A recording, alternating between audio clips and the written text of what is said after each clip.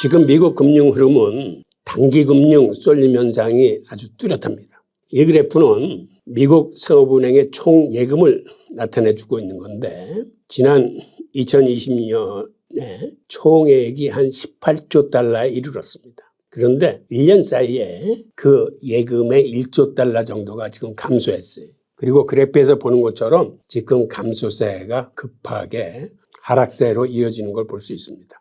그런데 이러한 요인이 왜 생겼냐면, 미국 투자자 입장에서 장기 예금 같은 거를 선호하지 않고 오히려 MMF 같은, 즉 머니마켓 펀드 같은 단기 금융으로 자금이 쏠리고 있습니다. 여러분들이 MMF는 아실 거예요. 예를 들어서 이거는 뭐 주식 같은 거 투자할 적에 일단 돈을 MMF 같은 데 집어넣어 가지고 이 대기자금 같은 이런 단기 자금에 쓰이는데, 이런 단기 금융이라 하더라도 이런 MMF 같은 경우는 생각보다는 금리가 높은 편입니다. 그러니까 최근에 MMF 쪽으로 이렇게 자금이 몰리면서 미국에만 5조 한 2천억 달러 이상이 지금 MMF에 돈을 담궈두고 있습니다. 그러면 이 은행들은, 혹은 투자 은행들은 이 MMF에 들어온 돈을 어디다 투자를 할까요? 그들은 이 MMF에 들어온 돈을 단기 국채를 사거나 우량 기업의 어음 등을 사가지고 거기서 나온 수익으로 예금주들한테 이자를 지급하고 있습니다. 즉 이 얘기는 무슨 얘기냐면, 최근에 실리콘밸리 은행 같은 이런 중소은행들이 위험하다고 보여지니까 예금자들이 거기서 돈을 빼가지고 이런 MMF 같은 단기 금융 상품에 예금을 이전시키고 있습니다. 그러다 보니까 중소은행들의 예금 수준은 지금 알게 모르게 계속 줄어들고 있어요. 그래서 앞으로 또 다른 위험이 들이닥치면 이게 어떤 의미에선 잠재된 폭탄이기 때문에 돌발적인 복병으로 나타날 수도 있습니다. 즉 은행 자금이 이렇게 단기 금융으로 쏠리면서 이 쏠리는 것만큼 이 중소은행들 예금에서 그만큼이 이탈돼 나온다고 보면 됩니다. 그러다 보니까 또 하나의 시장인 그 연준의 영래포 시장이 있습니다. 이거는 쉽게 이해해서 하룻밤만이라도 여기다가 예금을 하면 오버나이트 금리를, 높은 금리를 쳐주는 그러한 단기 예금이라고 생각하시면 돼요.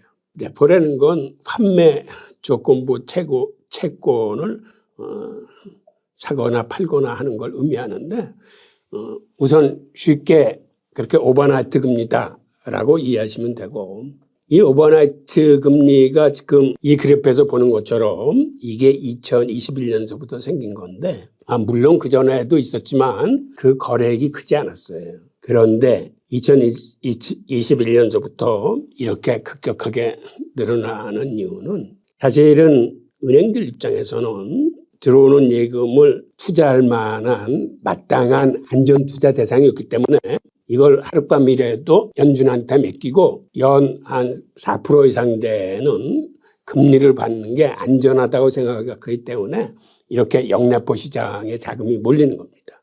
그러니까 연준도 이걸 무제한으로 받아줄 수는 없고 하니까 이것에 이제 한도를 정합니다. 지금 같은 경우는 한도가 한 2조 4천억 달러 되는데, 이게 대부분 여기 그래프에서 보이는 것처럼 소진이 되고 있어요.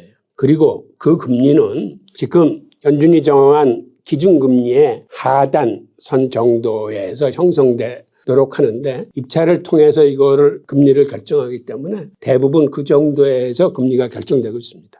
그 다음에 우리가 단기금융 쏠림 현상을 또 볼 수 있는 게 1개월물 국채입니다. 1개월물 국채의 금리 수준이 연 4.65% 정도 되는데, 최근에는 3개월물 국채보다는 오히려 1개월물의 국채를 선호하는 현상이 나타나고 있어요. 즉 그 얘기는 갈수록 단기 국채 쪽으로 투자자들이 선호하고 있다는 거를 우리가 알 수 있습니다. 그만큼 시장이 불안하고 변동성이 크다는 걸 의미를 합니다. 자, 이 단기금융 쏠림 현상과 관련해서 세계 최대의 자산 운용사인 블랙록의 회장 레리 핑크는 이런 얘기를 했습니다. 은행권의 발작 확산 가능성이 있다. 현재 문제는 은행들 부채는 단기인 반면 자산은 주로 장기물 국채로 구성되어 있기 때문에, 즉 이유는 그동안에는 은행들이 중장기 국채가 안전하다고 판단해서 여기에 투자를 많이 했는데, 그런데 문제는 금리가 상승하면서 그들이 안전자산이라고 구매를 했던 중장기 국채의 가격 하락폭이 너무 커가지고 손실을 많이 입은 겁니다. 아직 이 국채를 팔지 않았기 때문에 이거를 미실현 손실이라고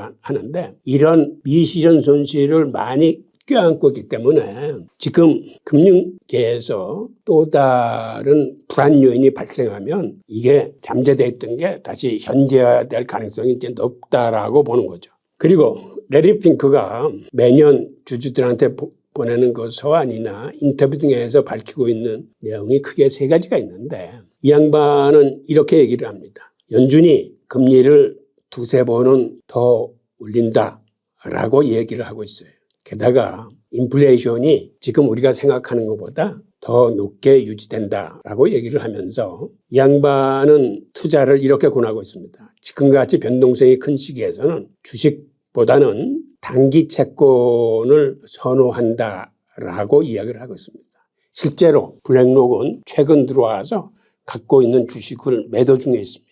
레리 핑크의 얘기를 우리들이 좀 관심 있게 보아야 할 이유 중에 하나는, 즉 블랙록이 세계 최대의 자산 운용사라는 점이에요.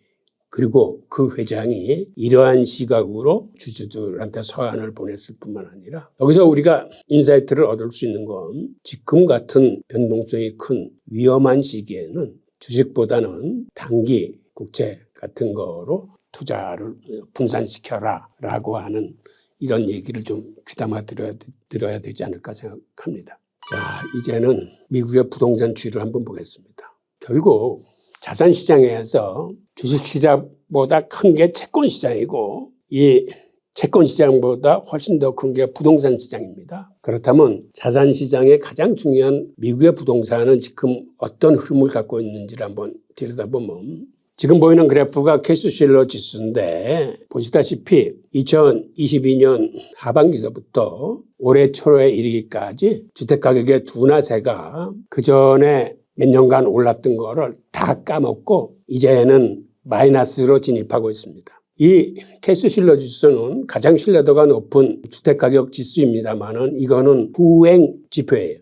올 4월 달에 발표된 게 2월 달의 지수입니다. 그러다 보니까 2개월 정도 후행하는 지표인데, 그래서 사람들은 이 지수에 대한 신뢰도는 높긴 하지만 최근의 상황을 파악하기 위해서 다른 데이터나 이제 다른 지수들을 살펴보는데, 현재 미국의 30년 평균 모기지 금리는 6.39%예요. 그러니까 이게 팬데믹 이전까지만 해도 2% 후반대였던 게 거의 두세 배 정도 모기지 금리가 올라서, 모기지 금리가 이렇게 올랐다는 얘기는 결국은 주택 가격이나 상업용 부동산 가격이 결국은 하락할 수뿐이 없을 것이라는 거를 알려주고 있는 거고, 실제로 미국 3월 달에 주택 가격은 10년 내 최대 하락을 했다고 합니다. 즉, 이 지수에서는 2월 달까지 안 나왔지만 미국의 다른 기관들이 조사한 3월 가격은 이거보다 훨씬 더 하락폭이 크다는 걸 알 수 있습니다. 게다가 이런 주택가격뿐만 아니라 미국의 지금 최대 문제는 임대료 하락까지 겹쳐서 부동산 경기의 전망이 상당히 암울한 편입니다. 그러다 보니까 일부 전문가들은 지금의 부동산 시장은 이런 추세로 나가다가는 서브프라임보다도 훨씬 위험할 수 있다라고 경고를 하고 있습니다.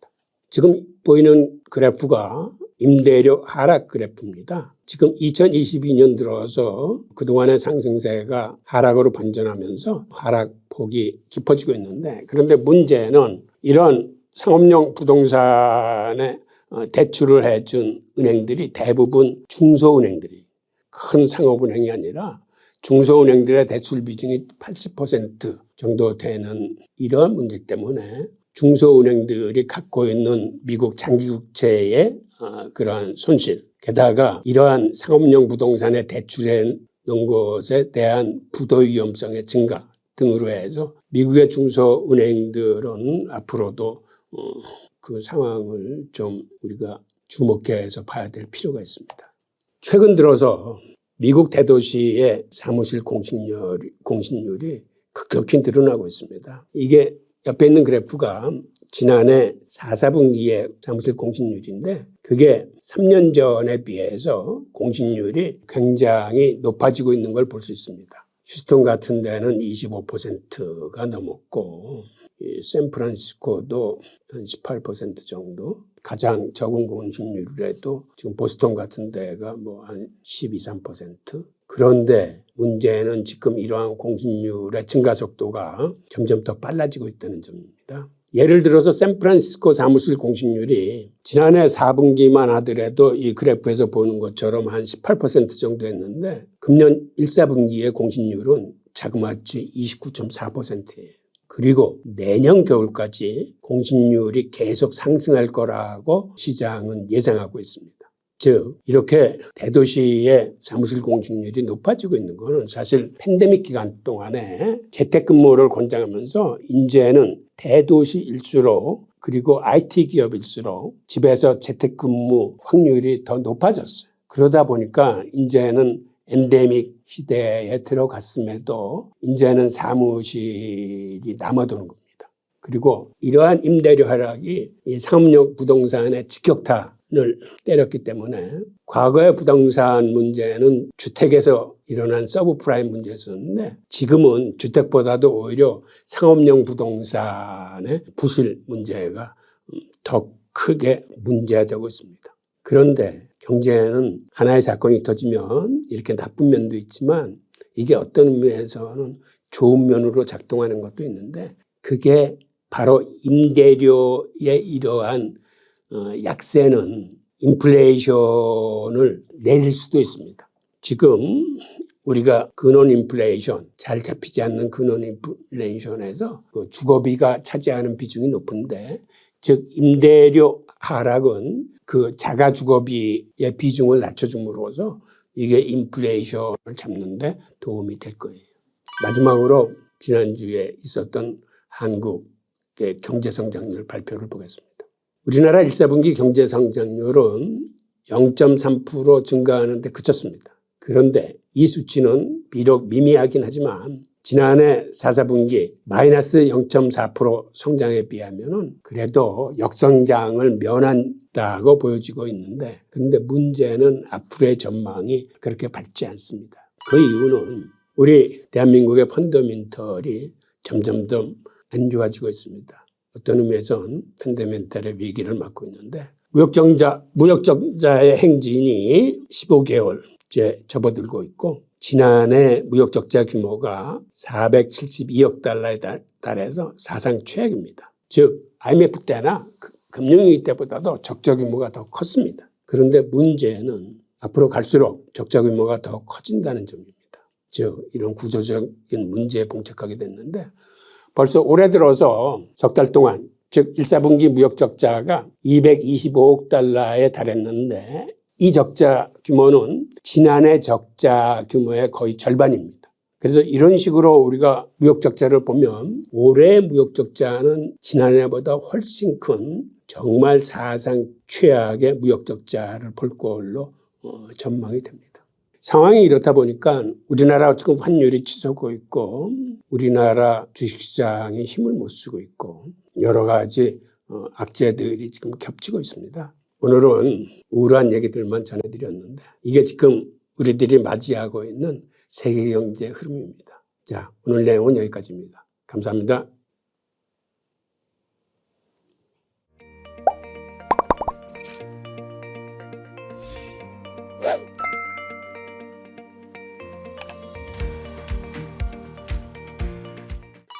자, 그 다음에는 우리가 장단기 금리 역전 현상에 대해서 한번 살펴보겠습니다. 여기 보이는 그래프에 최근에 와서 장단기 금리 역전 현상이 굉장히 심화되는 것을 보실 수 있을 겁니다. 이 끝부분에 가면은 금리의 역전 깊이가 지금 1.8%를 넘어서 거의 2%대로 확대될 만큼 장기금리가 단기금리보다 지금 싸진 현상을 얘기합니다. 우리가 상식적으로 생각할 적에 돈을 빌려줄 적에 단기로 빌려주는 것보다는 장기로 빌려줄 때는 그만큼 리스크 기간이 길어지기 때문에 금리가 비싸지는 게 순리입니다. 그런데 지금 미국 국채 시장은 완전히 비성장적으로 움직이고 있습니다. 즉 3개월물의 수익률은 연 5%가 넘는 반면에 10년짜리 장기국채의 수익률은 연 3.4%에 불과합니다. 이러한 역전 현상이 생긴 거는 왜 그럴까요? 우선은 미국이 기준금리를 올리기 때문에 여러분들이 잘 아시다시피 얼마 전에 미국은 기준금리를 5% 내지 5.25%로 올렸습니다. 즉 미국의 단기 국채는 미국의 기준금리에 거의 연동이 됩니다.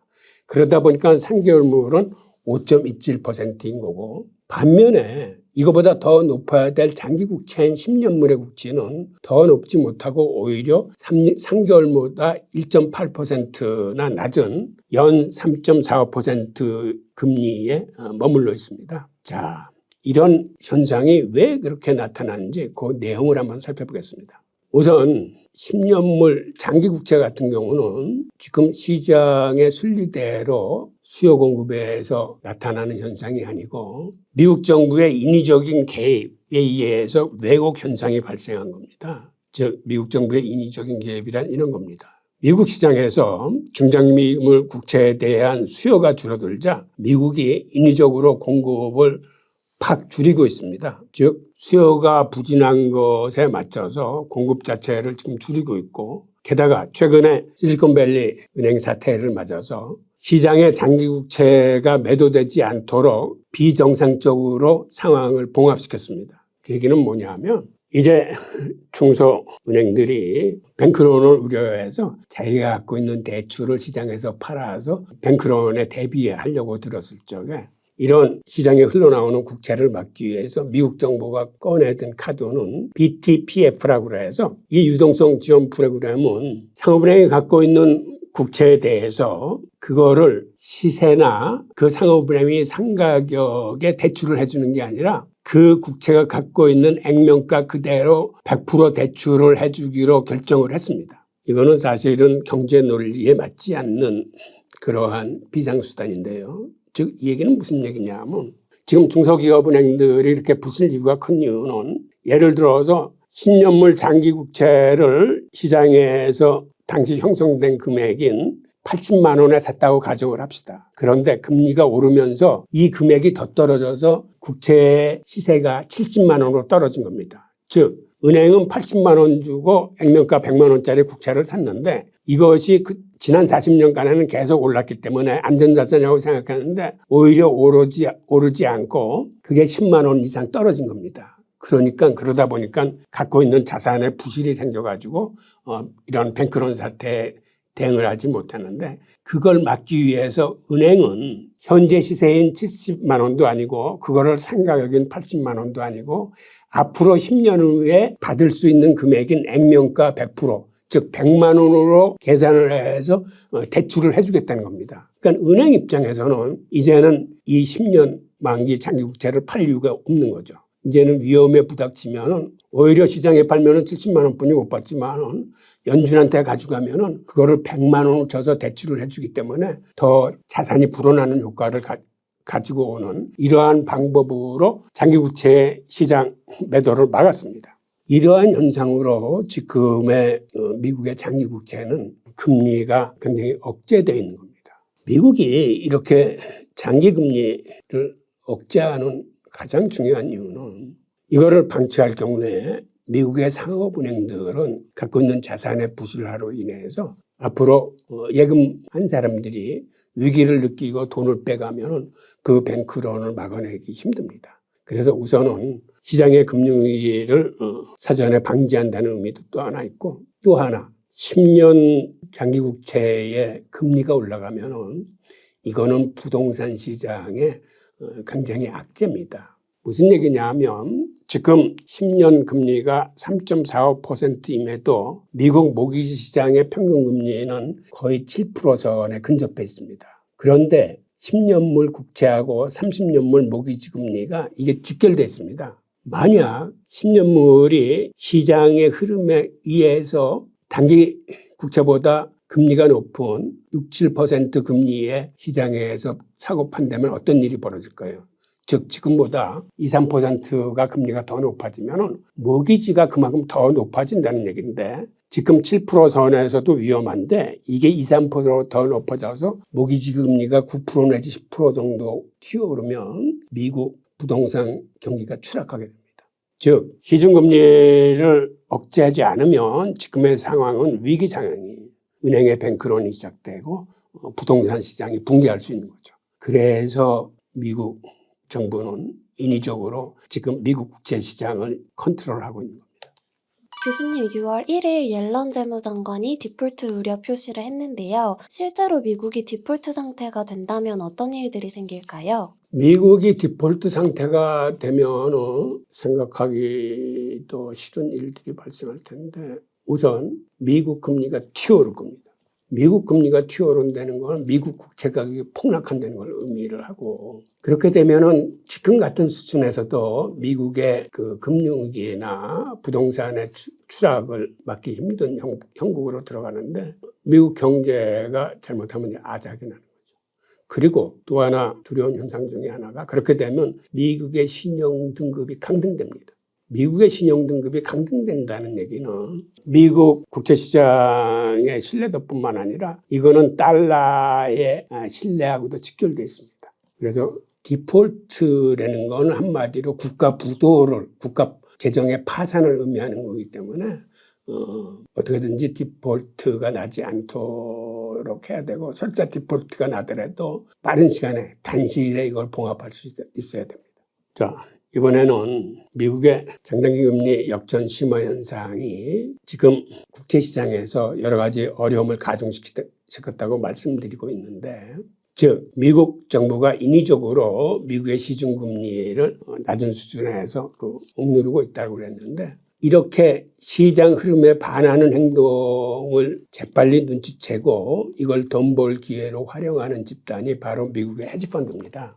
미국의 헤지펀드는 최근 미국 10년물 국채 선물 시장에서 매도 쪽, 즉 숏에 엄청난 금액을 베팅하고 있는 거를 지금 이 그래프를 통해서 알 수 있습니다. 지금 최근에 들어와서 10년물 국채에 대한 그 매도 포지션이 굉장히 높아지고 있습니다. 즉 이 얘기는 헤지펀드는 미국 국채의 금리 상승에 베팅하고 있는데 그들이 노리는 거는 미국이 만약 디폴트가 되면 미국 금리가 치솟을 거라고 예상을 하고 특히 10년물 국채 가격이 크게 치솟을 거라고 보기 때문에 10년물의 매도 포지션을 잡고 있는 겁니다.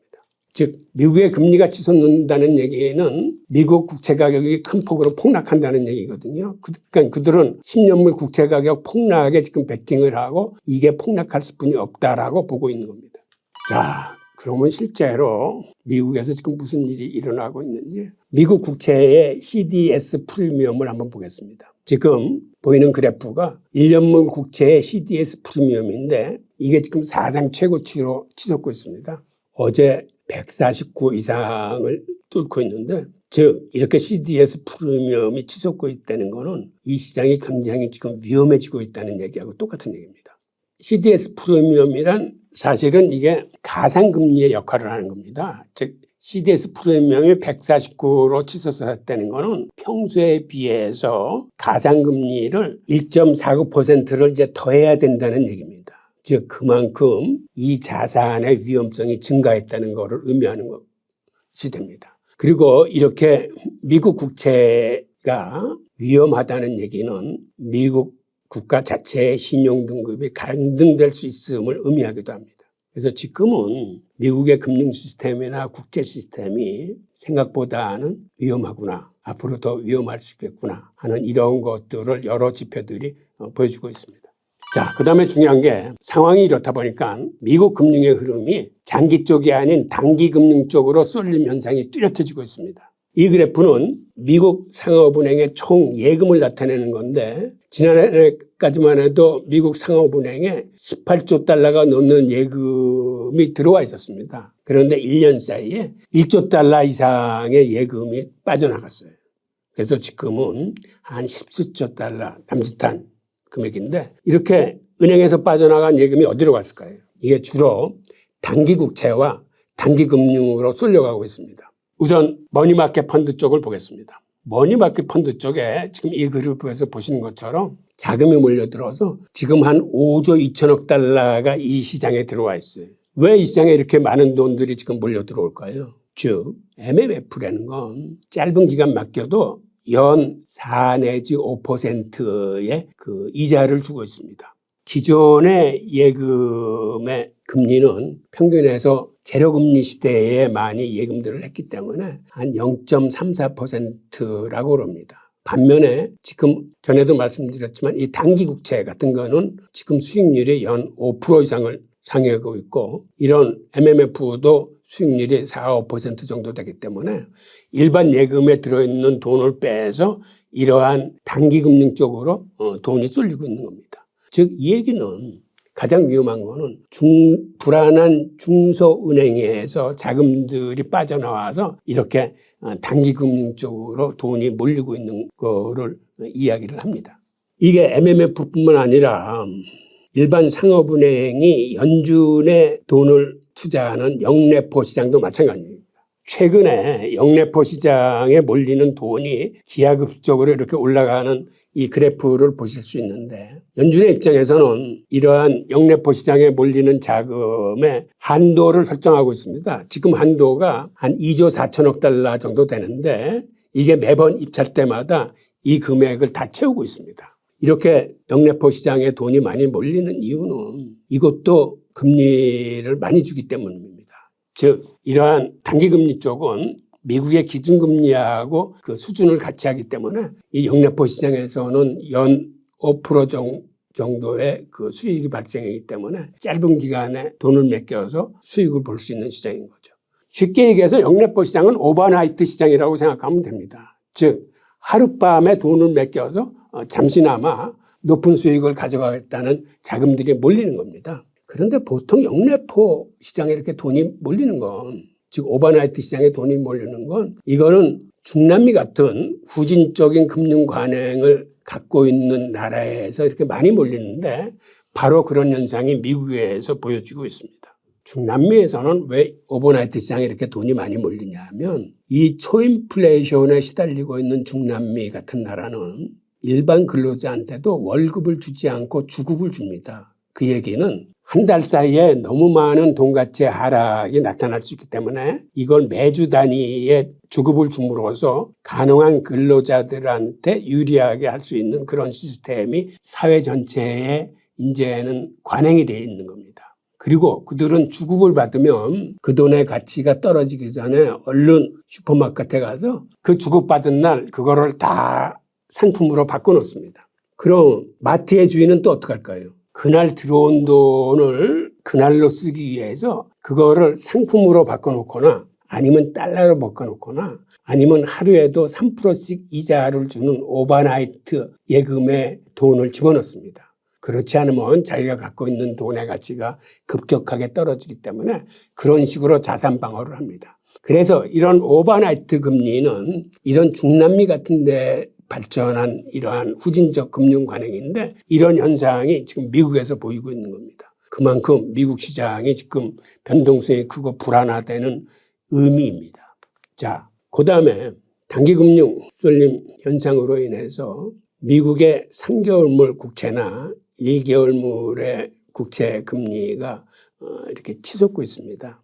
최근까지만 해도 3개월물 국채가 인기였었는데 요새 들어와서는 오히려 1개월물 국채를 선호하고 있습니다. 그 얘기는 옐런 재무부 장관이 6월 1일 디폴트 우려를 표명했기 때문에 이제는 가능한 이 만기가 작은 단기 국채 쪽으로 쏠림 현상이 있는데 지금 이 그래프는 1개월짜리 금리의 수익률입니다. 즉 1개월짜리 국채의 금리가 지난 2008년도 금융위기 때보다도 더 높게 치솟고 있는 걸 보실 수 있을 겁니다. 그만큼 시장이 급하게 돌아가면서 위험하다는 이런 반증입니다. 자, 이런 현상을 최근에 세계 최대의 자산운용사인 블랙록 회장 레리 핑크는 다음과 같이 얘기를 했습니다. 한마디로 은행권 발작의 확산 가능성이 있다라는 얘기를 했습니다.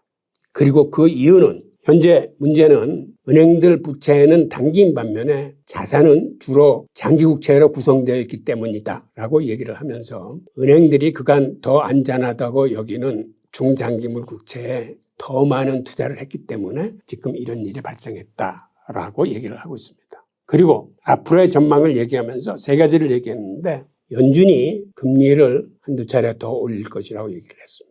또 하나는 인플레이션이 시장에서 생각하는 것보다 더 높게 유지된다라고 얘기를 하면서 지금은 주식보다는 단기 채권에 투자해야 될 시기다라고 얘기를 하면서 실제로 블랙록은 지금 갖고 있는 주식은 매도 중에 있습니다. 우리가 월가에서 가장 큰 자산운용사를 운영하는 이런 그루의 얘기를 잘 되새겨야 할 시점이라고 봅니다.